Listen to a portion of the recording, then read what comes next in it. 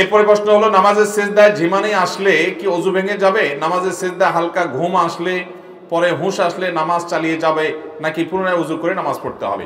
শুধু সিজদায় কেন, অনেক সময় দেখা যায় জুমার দিন বেশি হয়। জুমার দিন মানুষ দেখা যায় বসে বসে ওয়াজ শুনে, লম্বা ওয়াজ খুতবা এটা চলতে চলতে ঝিমাইতে ঝিমাইতে ঘুমাইতে ঘুমাইতে লাফ দিয়া ডানে বামে পড়ে যাওয়ার উপক্রম হয়। হয় কি হয় না? অনেকে একেবারে বড় করে পড়েও যায়। তো এরকম নামাজের মধ্যে কিংবা নামাজের বাইরে মসজিদে বসা অবস্থায় যদি আপনার ঘুম আসে, তাহলে এই ঘুমের কারণে যদি আপনি পড়ে যান তাহলে ওযু ভেঙে যাবে। ধরুন আপনি বসা ছিলেন, পড়ে গেছেন, সেজদায় ছিলেন, ঘুমে আপনি একদম পড়ে গেছেন। আর যদি ঝিমাইতে ঝিমাইতে আপনি কাত হয়েছেন, এদিকে ঢুলছেন ওদিকে ঢুলছেন, তাহলে এর কারণে কি হবে না, ওযু ভাঙবে।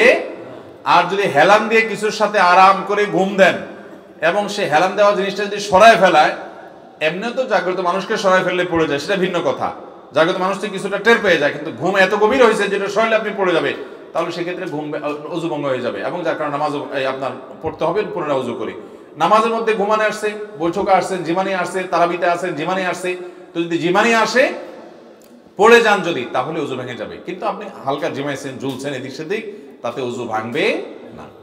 স্ত্রী কোনো ভুল করলে ভুলের কথা না বলে তার সাথে কথা বলা বন্ধ করে দেওয়া, মোবাইল থেকে ব্লক করে দেওয়া উচিত কিনা? কোনো মহিলা প্রশ্ন করছে মনে হয়। এটা শুধু স্ত্রীর বেলা না, এটা স্বামীর বেলা বা অন্য সবার বেলা প্রযোজ্য। কেউ যদি কোনো ভুল করে তাকে সংশোধন করে দিতে হবে। কিছু লোক আছে হট মেজাজি। কি মেজাজি? হট মেজাজি। কিছু হলে কাটটি, কিছু হলে কি কাটটি, বুঝেননি? কিছু বন্ধু বান্ধব আছে না, চুন থেকে নুন কষলে বলে তোর লগে কাটটি, আছে না নাই? তো কিছু জামাই আছে এরকম ছোট লোক, কিছু বউ আছে এরকম ছোট লোক, কথায় কথায় কাটটি মেরে দেয়, ব্লক মেরে দেয়। হ্যাঁ, অনেক বুঝাইছেন, কোনো কাজ হয় না।